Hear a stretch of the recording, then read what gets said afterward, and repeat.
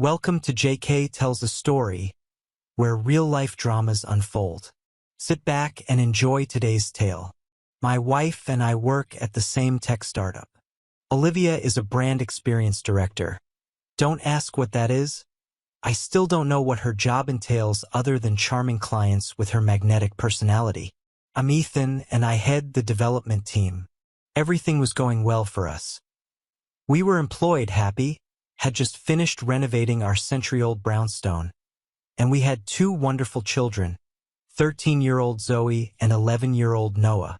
We live close to our families and have maintained solid friendships. We're both in our mid-30s and complement each other well. Though in terms of looks, she's 5 feet 9 inches with long auburn hair and striking green eyes. Olivia claims her ancestry traces back to Ireland, and she certainly has that Celtic look. Slender, bright, and energetic. She never seems to stand still. I'm 5 feet 9 inches with sandy hair and prefer endurance sports like cycling and running, so I have a lean build and I'm physically fit, but not in an ostentatiously athletic way. I was surprised when I received an invitation to a long weekend at a private vineyard estate owned by one of our startup's investors. Ryan Chun, our CEO, explained that he and his wife Jennifer were traveling along with several executives and their partners. Olivia was also invited as she was the investor's main contact. It sounded like I was there to troubleshoot any technical issues. But hey, don't look a gift horse in the mouth. Ryan explained that the investor was extremely wealthy and could easily become our company's primary backer. We would leave early Friday morning and return Monday on a private jet, with everything provided for us. Olivia knew everything. When I mentioned it on the commute home, she had been working with the investor for several months and seemed very impressed, looking forward to the complimentary weekend. I asked her about the details, but she didn't seem to know much, so I asked about the investor himself. Olivia explained that his name was Alexander Bishop and said that he was in his mid-40s, looked good, exuded self-confidence, and had built his fortune through a series of tech ventures and smart investments. She seemed somewhat fascinated, describing him as commanding and mysterious, among other things. Great, I thought to myself, he sounds like an arrogant prick, but I'll probably keep that observation to myself until after the weekend. 2 weeks later, on a Friday morning, we found ourselves on a private jet. I must say I was impressed. If the vineyard estate was his, he must be absolutely loaded. I don't know exactly what I expected, but it seemed huge. Maybe a mile long and several acres wide, judging by what we saw as we came into land. It looked like a 5-star resort with the main buildings situated behind rows of meticulously maintained grapevines that formed perfect lines across the landscape. Olivia was beside herself with delight, and the others weren't far behind. We were shown to our rooms and then went to lunch with our host on the terrace overlooking the vineyards. I wanted to hate him, but Alexander seemed like a reasonable guy. Olivia even downplayed his appearance. He looked like George Clooney with a touch of silver at the temples. He thanked us for coming and told us to make ourselves at home. We chatted with the other 3 couples from our startup and met a stunning brunette named Sophia, who I assumed was Alexander's weekend date. Besides the estate staff, the only guy there who wasn't introduced to us looked like security personnel and hung around in the background. I wondered what kind of enemies Alexander had that, even at a secluded vineyard, he still needed protection. Alexander greeted Olivia like an old friend, and they appeared very comfortable in each other's company. She and the others seemed to hang on his every word. I suppose this was natural since he was an unusually generous host and their most valuable investor. We had a great afternoon touring the vineyards, wine tasting, and generally relaxing in the California sun. Premium wines and gourmet food were constantly offered. Later, we enjoyed the evening dinner with all members of the group. The atmosphere was friendly and relaxed as we chatted in small groups. Sophia came up to us and introduced herself. She was charming and talked about growing up in London. I got the impression that she came from a wealthy family, but she seemed genuinely nice. I wondered if she was a model or perhaps didn't need to work. To my surprise, she was quite flirtatious with me, even in front of Olivia. I managed to politely avoid her advances, simply chalking it up to being too friendly. Full-time staff with no children, time to relax, and an idyllic location. The perfect setting for a romantic night. Olivia was particularly loving and her lovemaking was intense. She confessed her love for me on multiple occasions. It was the best night in a long time. Maybe there's something to this wine country retreat idea after all. I was hoping for a repeat the next morning, but Olivia quickly showered and was ready for breakfast. I finally managed to drag myself out of bed and catch up with her while she was talking to Ryan and Alexander. I wondered if it was work-related, as both Ryan and Olivia looked slightly stressed. Perhaps Alexander was leveraging the weekend to push them into something work-related. As I approached, the conversation broke down, and after a quick snack, we and the others continued to enjoy another beautiful day by the infinity pool. On Saturday, we went out for dinner, and I noticed that Olivia had become more dressed up. She looked stunning in a black cocktail dress and stilettos. After dinner, Alexander asked if we could spare him a few minutes. We agreed and followed him into his office, followed by the security guard. Alexander sat down in a high-backed leather chair, and we sat on the sofa opposite. I noticed that Olivia sat slightly away from me. After a long pause, Alexander spoke. "I have a proposal for you, Ethan. It's personal." "Okay," I answered, trying to appear calm despite being completely stunned. Alexander continued, "I've had the pleasure of working with Olivia and getting to know her better over the past few months, and it's been an absolute pleasure. We get on fantastically well and have built a great relationship." He paused, perhaps waiting for my reaction, but I had no idea where he was going with this, although the word relationship made me feel a little uneasy. He continued casually, "As a result, I have a proposal. I would like to spend the rest of the weekend with Olivia. Of course, I will be happy to compensate you for the time she would have spent with you. And to do this, I intend to transfer $100,000 into your joint account." I laughed. It was supposed to be a joke, and I couldn't resist making one myself. "Well, Alexander, it looks like you're a little tight-fisted. Didn't Robert Redford offer more than $1 million for Demi Moore?" Nobody laughed anymore. Alexander continued, "As in any business, I'm willing to negotiate the price to get what I want. Besides, Sophia will be in a difficult situation, and I would be glad if you would agree to entertain her." I turned to Olivia, expecting her to smile, but she just looked worried. "This is not a joke, Ethan," she said.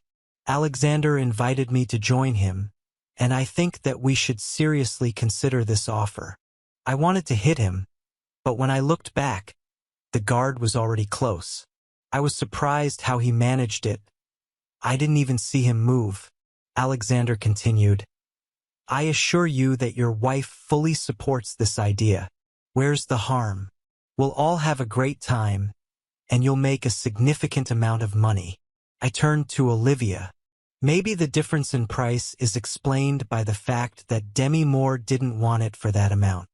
Olivia flinched at this remark, but she was smart enough not to say anything.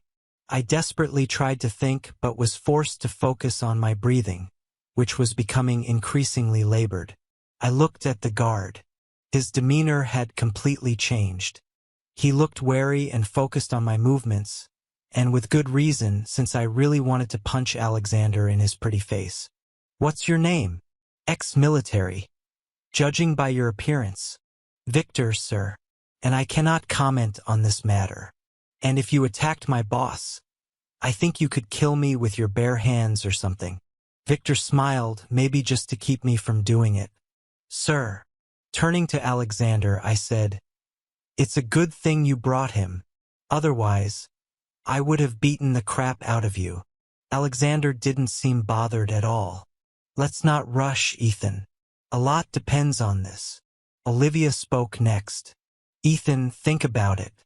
Just a couple of days, and money will change our lives forever. I was devastated. She clearly planned and wanted this. Tell me, dear, did the offer of money come after you two decided to do this? Having received no answer, I continued. I think Sophia was also offered to sweeten the deal. Who is she? A prostitute. To this, Alexander replied, Sophia is my personal friend. In addition to being wealthy, she is a very high-class companion and only takes contracts that interest her. Rest assured, with her, you will experience something out of the ordinary. I think that makes them both prostitutes. Another wince from Olivia, but no softening words. Well, Alexander, you can put your money up your perfumed ass. It was at this moment that Olivia spoke and showed her true colors. This is my body and I want to do this. It's just sex, and we'll both be interested in exploring it with others. Alexander and I like each other, but that's it. That doesn't change our love for each other. I'm sure you and Sophia will have a good time too. I was stunned by her words, which slowly sank in. The difference, my dear wife, is that I don't want anyone else. And this is much more than you imagine. This is betrayal and conspiracy behind my back. I will never be able to trust you again, and if you're ready to do it once, then why not do it again? Olivia quickly replied, You're overreacting. I told you about this, so it's not a conspiracy or a secret, and I'm absolutely truthful. This will happen, and then I will return to being completely yours. If you love me, you will allow me this one thing. Think about what we can do with the money, vacations with the kids, everything. Don't you dare use our children as an excuse. We don't need money, and don't think I'll take you back. Your honesty would only work if we agreed on something together, and the only person you agree on anything with is this pompous ass. Money is just an excuse you want and plan to do it. I think the money and Sophia are just added because you didn't think I'd agree. Well, you're right. Even with money, I still don't agree. Olivia continued, You're right. I want to do this. I want to experience something different, something new, and I am attracted to Alexander. But this should not hurt us. I don't want to change, and you think this is better? Have you already made your choice? Even dressed up for it? Don't resist, baby. You won't like the consequences. What do you mean? I asked. Well, you won't come out of this with good consequences if you fight this or go for a divorce. You will lose everything, your home, children, even your job will be in jeopardy. And there is no need for this, so just accept it. Everything will be much easier. See you tomorrow, and remember, I love you and only you. I needed to leave. Breathing was becoming a real problem, and if I stayed, I would lose it. I stood up, feeling unsteady, and staggered toward the door. I heard Olivia calling my name, but I kept walking. As I was crossing the hall, Sophia came up to me and hugged me, saying that everything would be fine. I turned to her. Who are you? A consolation prize? She walked away with her head held high. I kept walking and eventually got outside and walked halfway across the courtyard. But I didn't feel very good. I heard footsteps behind me and was disappointed to see that it was Victor and not Olivia. Listen, Victor, you just need to back off, I said. I would love to, but I need to make sure you don't do anything stupid. For example, do you have any ideas?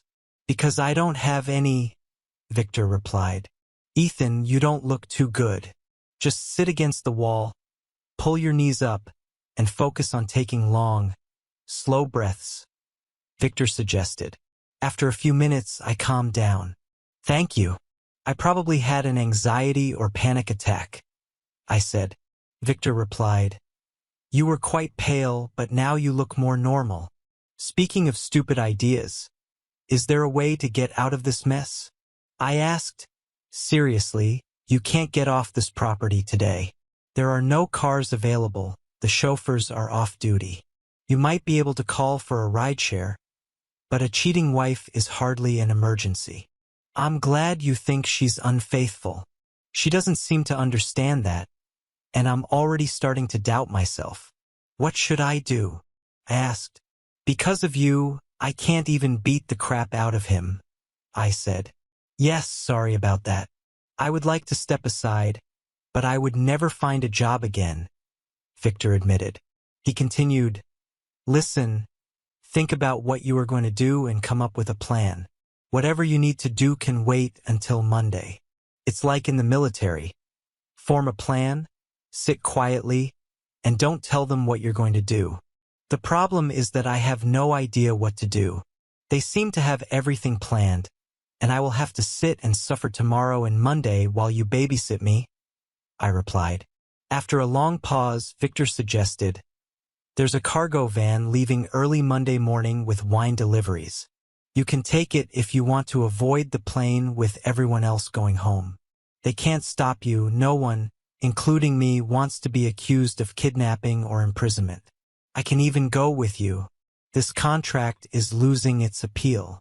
I don't like being on the wrong side, even if it pays well. Okay, this will help. I just need to get through tomorrow. Tell you what, why don't we go on a hike through the vineyard tomorrow morning to take your mind off all this nonsense? Besides, you should think about Sophia. She's a wonderful woman, and it looks like you have nothing to lose, Victor suggested. I'll go back there. You never know, maybe she'll change her mind, I said. She, of course, did not change her mind, but surprisingly I fell asleep, I think from fatigue. The next morning, I changed into my gym clothes and hurried down the stairs, hoping to avoid everyone and go on my hike with Victor. Unfortunately, as soon as I entered the dining room, silence fell. I looked for something quick to eat and grabbed some fruit. The noise of conversations resumed. I heard comments about everything being fine, no big deal, she will come back. Then our CFO, David Jenkins, came up with his wife. Look, we've all been through this. Just let it happen. It's nothing personal. He dates other wives but then moves on, and he is very generous, he said. At that moment, Olivia and Alexander appeared. She looked absolutely pleased with herself. I would say radiant if I had to describe it. At least until she noticed me. Her smile faded. She let go of that asshole's hand and came over to kiss or hug me. I held her at arm's length and looked around. God, I thought what a damn fool I was. Everyone knew what would happen before the weekend even started. What an absolute idiot I was. I went to leave.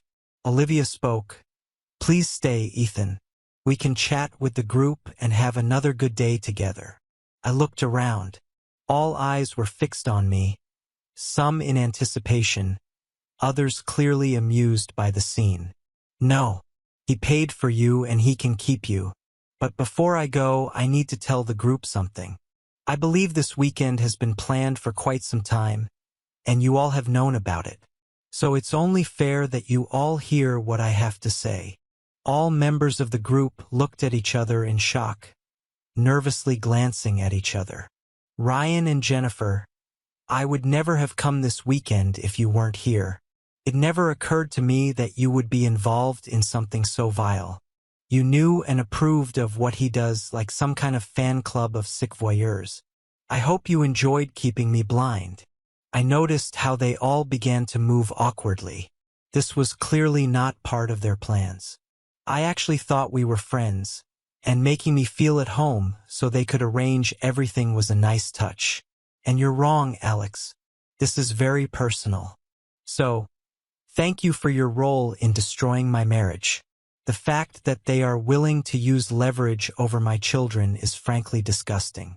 I don't allow anyone to threaten my children. Olivia insisted. You're making too big a deal out of this. It was merely a momentary lapse, a fleeting encounter that shouldn't shake our foundation. I've already expressed my love. I interjected. Here comes the initial line of defense. Trying to downplay it, are we? I'm well aware you had a game plan for how I'd react, being the captain and all, so let's dissect what you had in mind. Phase A, we stay put, and you gradually normalize the situation before we return home. You and your cohorts probably even discussed this seriously, preemptively addressing the issue on your behalf. No doubt you expect me to swallow my pride, refrain from overreacting, and maturely accept the situation. After all, it's just my ego and pride, right? You know it's a futile effort, but hey, it's all part of the easing in process. For Phase B, once the weekend wraps up, you relinquish control to me. We'll engage in intimacy, lots of it, perhaps even exploring new territories. Leveraging your connections will rejuvenate our bond, and we'll emerge stronger than ever. I wouldn't be surprised if you've plotted ways to seduce me. After all, sweetheart, you can't let my sense of loss linger too long. Olivia glanced nervously at Alexander, indicating that my remark struck a chord. Additionally, we'll have access to the funds he promised. With the earnings from your side endeavors, we can treat the kids to a Disneyland trip and meet Mickey. These words elicited visible reactions from several individuals, evident from their shudders. If we're still fighting, Phase C kicks in. You already sowed the seed last night. If I really love you, then I should allow you to do this. For 15 years, you have been a wonderful wife, and this is just one night for you. Yes, this may begin to weaken my resolve, but what do I get after 15 years of devotion to you if I'm treated like crap? You knew I would never agree, and you attack me with a complete lack of respect. So, this plan won't work. Now you're a little worried. Maybe you better give me time to cool down. In a week or two, you'll find me drowning my sorrows in a bar somewhere, and then you'll ask for forgiveness. This is Phase D, you actually regret all this. You didn't realize it would hurt me so much, and you never would have done it if you had known. You love me, beg, cry, and all that. I must admit that you have a chance, but then the way you just walked hand in hand with him in front of everyone and looked so delighted with yourself. This confirmed to me that there really was no guilt or regret, only contempt and a desire to humiliate me. Phase D won't work for you. So finally, a backup plan may be needed. Phase E threats. You will take all the money, the house, and set the children against me. You've already suggested that I might lose my job. Alexander will pay to find you the best lawyers. I will end my life sad, poor, and lonely. You can even threaten to move in with him and live happily ever after with our children. Alexander raised his head so quickly that I almost laughed. Oh, God. It looks like your lover doesn't really want your children, baby. Olivia finally found her voice. It's really not that big of a problem, she began. Why don't we just relax and give ourselves time to think? This is Phase A, Olivia. We've already been through this, I said categorically. So why don't we save everyone time and move on to the final result? This is what I was thinking about last night, and my conclusion is that everyone, including the children, would be better off if we divorced. This is much healthier than living in an unhappy home. At the end of the day, you can't be happy if you're doing this crap, and I'm certainly not happy. You can try to stop me from seeing my kids, but you know I'm a good father, and that's good for them, and they're old enough to understand. I doubt your family and friends will support you, not after they find out what you did. I don't care about money. It's always been you. Everyone sat in shocked silence, as white as ghosts. Do any of you bastards have any more tips? Did I miss anything? No? Don't think so. Oh, and one more thing, Ryan, you can shove your job up your ass, but I'll see you for a wrongful dismissal case if my job depends on the client having my wife. It seems that this is simply the reason. With that, I walked out. You could have heard a pin drop. Victor followed me as always. As we left, Victor chuckled. Well done. I see that you took to heart the advice to keep the plan to yourself. I couldn't help but smile. Yes, it looks like I failed at that idea. Victor actually laughed as we left the building. It's good that you remained a civilian. You would never have achieved success in the military anyway. Let's go. Victor grabbed his backpack and set off at a leisurely pace up through the vineyard. After a mile, I was having trouble keeping up with him and began to think that perhaps it was a mistake. I heard him shout something from up front about how physical torture is a great way to take your mind off mental torment. My burning muscles and lungs seemed to agree. The scenery was breathtaking, and Victor was good company. He switched from asking about me to hilarious stories from his time in the Marines. We spent several hours circling the northern part of the estate, climbing along the ridgeline. We headed to a high point at the center. I was barely catching my breath when Victor suggested we jog back since it's all downhill. I could barely keep up with him, but I suspected he was slowing down to either support me or torment me, depending on your point of view. We returned at noon. I was panting, exhausted, telling Victor that until today, I thought I was in shape. He was hardly out of breath, but was kind enough to say that I was pretty fit and that he wouldn't make me feel too bad since he was a physical training instructor in the Marines. I staggered to my room. Olivia was not there, and I wondered if my wife was earning an extra fee. I showered and, finding myself very hungry, headed to the dining room to find some food, but was again disappointed to find Alexander and Olivia there. Victor was also there, hanging out in the background, and I wondered how he managed it. He looked fresh as a daisy and fully dressed in a suit. Alexander began to speak with his usual airy confidence. "Ethan, my dear friend, I feel that we started on the wrong foot, and I want to apologize.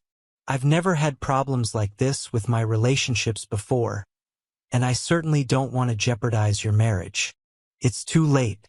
You've already done it," I replied. "I want to withdraw my request to spend this evening with your wife and increase the compensation."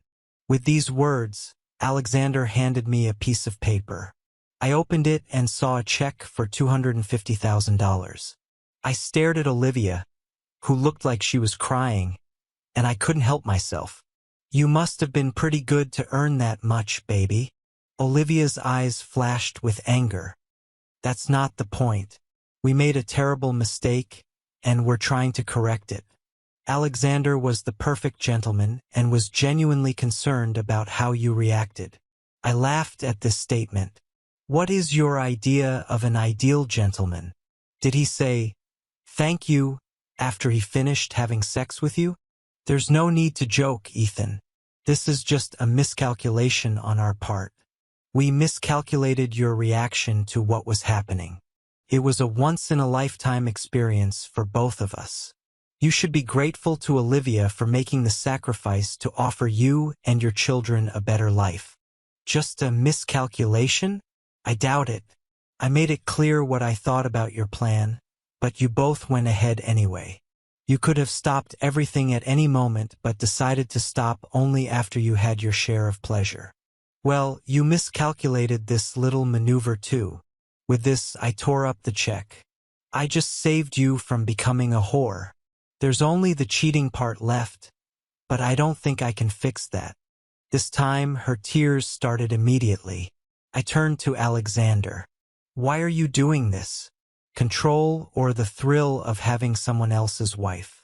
Either way, it makes you a very sad bastard. How old are you? 48 years old, and you act like a child stealing toys just because you can. Don't you have anything more meaningful to focus on?" Alexander laughed in response. "I run a multinational tech corporation and give millions to charity. I have something to focus on. According to the research I did last night, you founded this corporation with venture capital, and under your management, it's shrinking. When it comes to charities, attending galas, dinners, and fundraisers must be difficult. When was the last time you did something yourself? Got your hands dirty and actually helped another person? I doubt you have it in you. You're so self-absorbed and too busy playing games with people's lives. Judging by the way you planned this weekend for everyone to know, you must be turned on by humiliating others. Sorry, Olivia, but it wasn't just because he wanted you He wants every executive spouse, so you're one of many. Why don't you, Alexander, try to grow up, have a real relationship with someone, put some of your wealth to good use, and stop being a complete asshole? For the first time, I saw him stumble over his words and look unsure of himself. I continued, Victor, you better get that piece of crap out of my sight before I take a chance on you. I saw Victor hide a small smile before saying to Alexander, I think it's time for us to leave, sir, before your safety becomes an issue. After they left, I grabbed a snack and went down to the pool, trying to avoid the others. Just when I thought I was alone at the pool, I noticed Sophia lying on a lounger, reading. If she had been beautiful before, now when she smiled, she became truly dazzling. I approached her. Sorry about last night. Before I could continue, she replied, There is no need for this. I was sure that you would accept the offer. If I had known, I would never have approached you. Your reaction is completely understandable, and your speech at breakfast was absolutely wonderful. I couldn't agree more.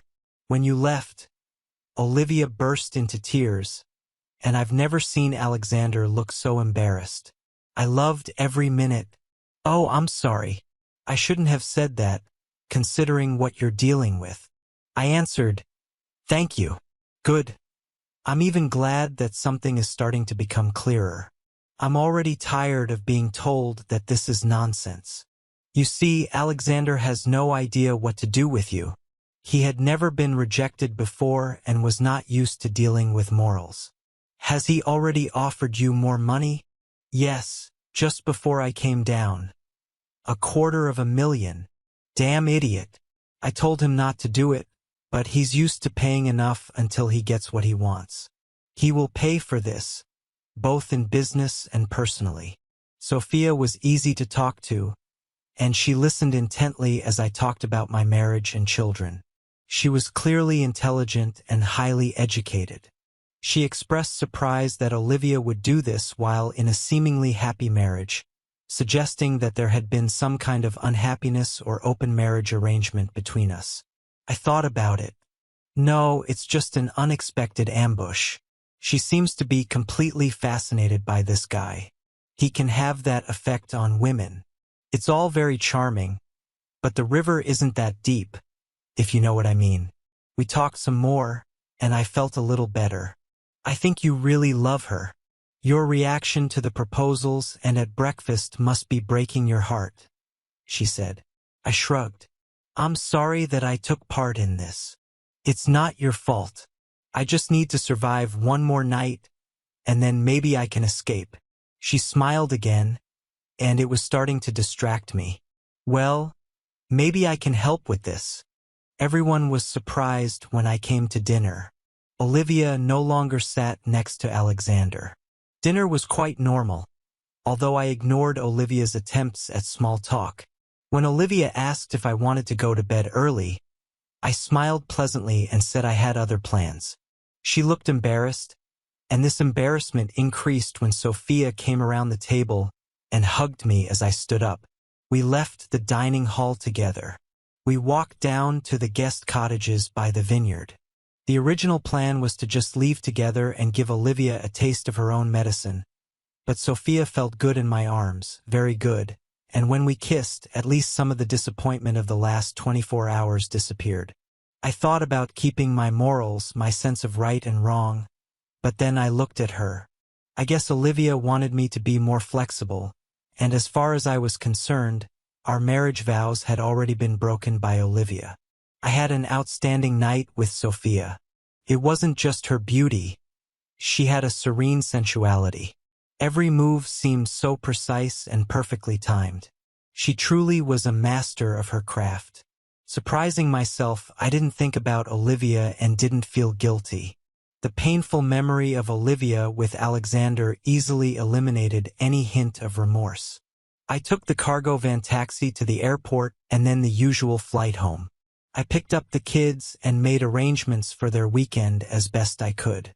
I made up a vague story about how their mother and I had had a fight but that we would work things out, and was just suggesting dinner when Olivia came into the house, dragging our heavy suitcase.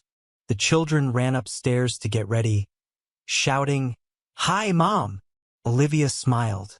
"Dinner is a good idea. If you give me a few minutes, I'll get ready." "I'd rather you didn't do that, Olivia. Like you said, I don't know how much time I'll have with them, so I'd rather we go alone." Olivia's perspective. When I met Alexander, I immediately felt the connection. He seemed so dashing, confident, strong, charming, almost like characters from classic movies. It was strange that later, in Ethan's presence, he was neither of these things. Flirting led to lunch and then dinner. It was exciting. I felt dizzy from it. After dinner, he kissed me goodnight, and I almost melted, but I was determined not to cheat and told him about it. Alexander talked about how some of his relationships were open, and I wondered if Ethan might be able to go for it. When he offered to make this offer, I thought that the money would justify it. Ryan supported me, and we started making plans for the weekend. The weekend started out brilliantly. I had a great time with Ethan and almost gave up on the whole thing. Alexander said that everything would be fine and that I should relax. Both he and Ryan said to expect Ethan to reject the idea but to give him time to calm down. Ethan reacted completely differently than we expected and planned. The biggest shock was that he actually looked unwell. I wanted to run after him, but Alexander assured me that everything would be fine. He asked Sophia to meet him, so when he didn't return, I thought he was staying with her. I was relieved, and after months of waiting, I was desperate to spend time with Alexander. As soon as he kissed me, I realized that I would succeed. He led me into his bedroom, and before I could take off my clothes, I was already excited with anticipation. Alexander stood in front of me and undressed me as if I were the most delicate trophy. I felt so special. Despite his age, he was incredibly fit. I was not disappointed by his body or his physique below the waist. When I reached out to him, Alexander pulled away and started kissing my whole body, kissing me everywhere slowly. He gauged my reaction and responded, seemingly in sync with everything I wanted and needed. My first climax came quickly, caused by his skillful caresses. When I came to my senses, he stood up and began to kiss me passionately. He was a skilled lover. I was stunned by the sensations that washed over my body. Now I was completely captured by desire. He increased the pace and began to take me hard. As the next climax approached, Alexander followed me. Finally, we both relaxed in each other's arms. I woke up in the middle of the night, confused, believing I was sleeping with Ethan, shocked to find another man lying next to me. I felt guilty, wondering where Ethan was and how he was feeling. I must have disturbed Alexander because he woke up and kissed me, and my guilt was soon forgotten when he climbed on top of me again. This morning, I was brushing my teeth when Alexander came up behind me. He seemed insatiable. We moved back onto the bed, holding each other's hands before I pushed him onto his back and straddled him, delighted by the look of desire and ecstasy on his face. Once again, I was able to coincide with our final climax. It was everything I had hoped for, and I was thrilled. I kissed Alexander and thanked him for a wonderful night. It felt natural to hold his hand as we walked down the stairs and into the dining room, and I looked forward to another night. I turned to look at Ethan, and everything fell apart. I had to swallow my panic when Ethan exploded. Everything had gone wrong. It was clear that he had not slept with Sophia. Even without this, I thought that he would be upset, but I did not expect such anger. What scared me most was his cold rage. Ethan was too logical in everything. He anticipated almost all of my well-developed arguments. When I brought them up, supported by Alexander, they sounded much more convincing, but Ethan crushed them all in 5 minutes, making them sound weak and pathetic even to me. I tried my best to hold my position, but I realized that I was losing. After he left, I collapsed, sobbing hysterically. Alexander looked unsure for the first time. When I came to my senses, I tried to find Ethan, but I couldn't. Ryan and Alexander then proposed the idea of stopping everything by offering more money. When we offered Ethan more money later that day, I was amazed at how things turned out. Alexander's presence had diminished so much that he truly seemed small and insignificant. Before that, his authority was such that I believed everything he said, but now this authority was undermined to the limit. He had assured me that we could have fun without ruining my marriage. This plan crumbled into dust, and I was no longer sure of anything. I then flew into an irrational rage, assuming that I would stay on the estate longer and have fun, but was surprised by Ryan's calm but cruel response. "Don't be so damn stupid, Olivia. If you want to have even the slightest chance of saving your marriage, ask for forgiveness. You better be honest and serious in what you say. He doesn't seem like a man who's willing to change his mind." Personally, I can't argue with anything he said at breakfast. I was even more shocked when Ryan told Alexander that they would never have the same relationship again. He continued by saying that Ethan was a decent guy and didn't deserve any of the crap we caused, and Alexander should take his advice and think about growing up. I was amazed that Ethan was present at the evening dinner. I tried to talk to him, but he simply ignored me. When he left with Sophia, I was devastated. I was going to run after him, but what could I say? Because I basically told him to do it and spent most of the trip justifying it as meaningless. I felt angry and betrayed, and then I remembered that I had done this and more with Ethan. But what made it worse was that it was all pre-planned and so public. I think I deserve it. At least it might help us stay together if we both cheat. The plane ride back without Ethan made me realize how much trouble my marriage was in because he had managed to find a way to leave the estate before us. I never really talked to him properly after that incident. The realization of my actions began to become apparent, and waves of guilt washed over me. I reminded myself about the money. Who in their right mind would refuse such an amount? My constant tears turned into full-blown sobs bordering on hysteria, which I could not control. Ryan and Jennifer became increasingly concerned about my well-being. When I got home, Ethan was there, but he didn't want me to have dinner with him and the kids. I almost managed to hold out until they left, and then I burst into tears again. Exclusion from the meal seemed to me an ominous prelude to my future life. When I came to my senses, I desperately tried to think of what to say when Ethan returned. The problem was that everything sounded like what he had already said, and I was embarrassed to ask my mother or friends for advice. Ethan's perspective. When we finally got home, the kids went straight to their bedrooms as usual, burying their heads in video games and phones. I stood and looked at Olivia in the kitchen. She seemed completely unfamiliar to me. She almost whispered, "Can we talk? I mean properly." I shrugged, thinking that we should figure this out eventually, so why drag it out? "I'm sorry, Ethan. I promise you that it was just one time, and I will be yours and as faithful as before the weekend. I did it for the money. Could be life-changing for us as a family. I did it for us. You did it for yourself. We were fine and money wasn't a problem. You couldn't wait to jump into his bed. You must have been in for a fancy dinner and sex. Overall, everyone had a good time. You were overreacting. It shouldn't mean anything. You really should skip phase A, Olivia. This is bullshit and you know it. This wasn't casual sex. It was a planned betrayal, arrogant, selfish. All those traits that I hate, and now I hate you very much. So you did the same thing with Sophia?"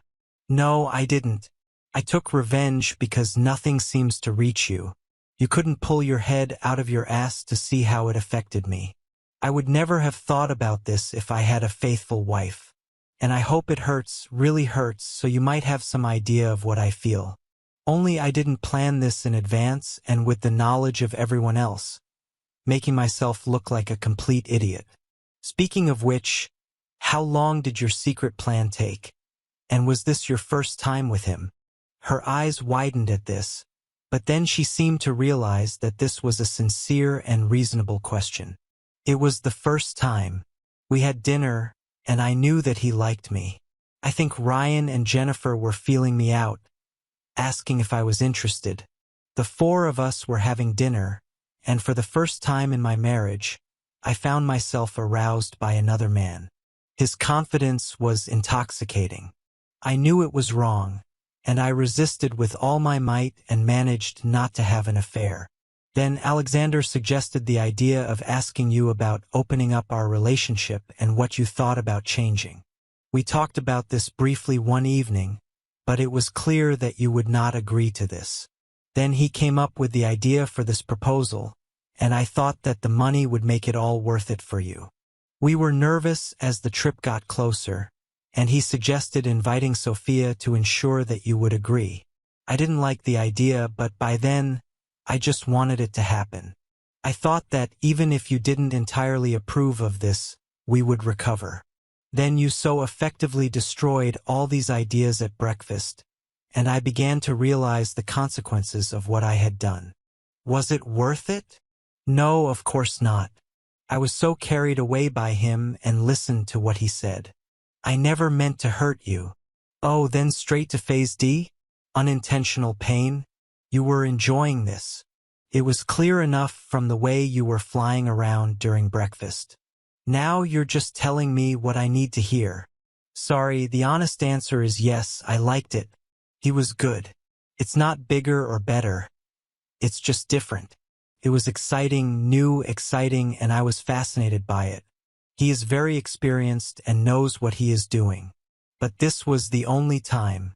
Please don't abandon us and break up our family because of a one-time incident. I found myself smiling wryly. It's funny, but that's exactly how I would describe what you've already done. Destroyed our family because of a one-time act. It's all on you, not me. You're right. It's all my fault. I'm so sorry. I love you with all my heart. Well, not with all your heart.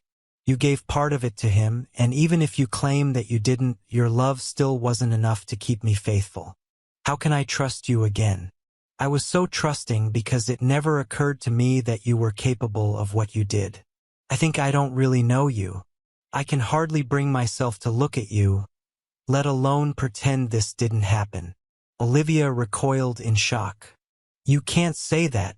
You love me. I know it. I never thought that I could lose you. I agree, you only thought about yourself and your pleasure, and not about me and the children. But sometimes love is not enough. I tried to calm down and move away from gaining points in the argument and anger. After a long pause, I continued, Listen, Olivia, even if we stay together and just forget about it as you suggest, we will never be the same. You destroyed the trust and bond of care we had for each other. Remember that more than anything in the world, we cared about each other and the children. We didn't let anyone else get hurt. Ethan, I love you. I made a huge mistake, and I'm ready to do anything to get it back. This cannot mean that we will get divorced. To get your way, you tore my heart and threatened me. You don't do that to someone you really love. Olivia stared in silence, stunned, not knowing what else to say. We need to talk about the children. I think that children are better off in separated families than in dysfunctional ones. So from this point of view, the best option is divorce. I agree that you will win custody, but don't try to stop me from seeing them. It will be better for you too. They are listening to me. You are not very good at setting boundaries. I frowned at the irony of that comment. And they are already testing you. It will be better for you and for them if I remain in their lives. Olivia shrugged. Seriously, Olivia, no matter what happens, don't stop me from seeing our children. Don't alienate me. I am not a bad guy. I treat them well and love them to bits.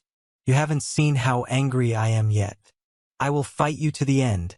Spend all our money on lawyers, and we will destroy each other in the process. I warned her. She nodded. I would never do that. You are a great father and they need you.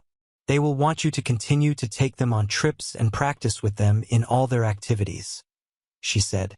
I turned and looked at her, surprised by the first comment in which I felt that she was not trying to manipulate me or justify her actions. Be careful, Olivia. You're throwing off Phase D. Seriously, even though you know who I am, why do this? I can only think that deep down, you wanted us to break up. God never, Olivia said urgently. There is no excuse for this. I became selfish, convinced myself that I could get something more. It seemed to me that somehow I could have both you and him. Why didn't you stop me that evening and just leave? I couldn't breathe and had to leave. Then it didn't seem to matter much anymore. The fact that you wanted another woman by any means necessary meant that I had already lost you. This conversation killed us long before you reached his bed. Perhaps it was all over when you first started planning everything. You spent weeks talking to him and preparing. Letting you go and not forcing you to stop makes it easier to end everything. There is no turning back, and that was the beginning of the end. The marriage was destroyed in less than 4 days. We divorced, fortunately without any need for counseling. I think Olivia didn't want to explain her actions. On the one hand, it's a shame. I was hoping someone qualified could show how wrong she was. She did keep one promise, and in the end, we spent approximately equal amounts of time with the children. She even admitted to them that everything was her fault without going into details. They were old enough to understand and often decided for themselves where to stay. They were at that age when parents became famous taxi drivers and loan sharks. I'm biased, but I think they are great kids and handled the breakup very well. Children can be surprisingly resilient. Under the terms of the divorce, Olivia could keep our brownstone until the children were of age and then sell or buy it, but I still wanted this for the children, and it allowed them to attend the same school. Fortunately, the right decision paid off. By the time the children went to college, real estate prices had skyrocketed. Olivia had to buy my share, and it was the best investment of my life. How could she afford this? Well, we kept the $250,000 and divided it up in the divorce, and just like with Sophia, I couldn't hold myself to the moral high ground. What can I say? I am a practical person. Either way, it seemed like a small price to pay compared to the cost of the marriage and what was once a happy life. I quit my job, was given a payout to avoid the embarrassment of an employment tribunal, and started my own web development company. Olivia kept trying to get us back together, but I just wasn't interested. So was it the right decision to end the relationship? It was messy, and there were certainly no winners, but the initial threats and consequences did not materialize. I wasn't going to forget or forgive that night, and there's something important about looking at yourself in the mirror and liking whoever you see there. Thank you for your viewing.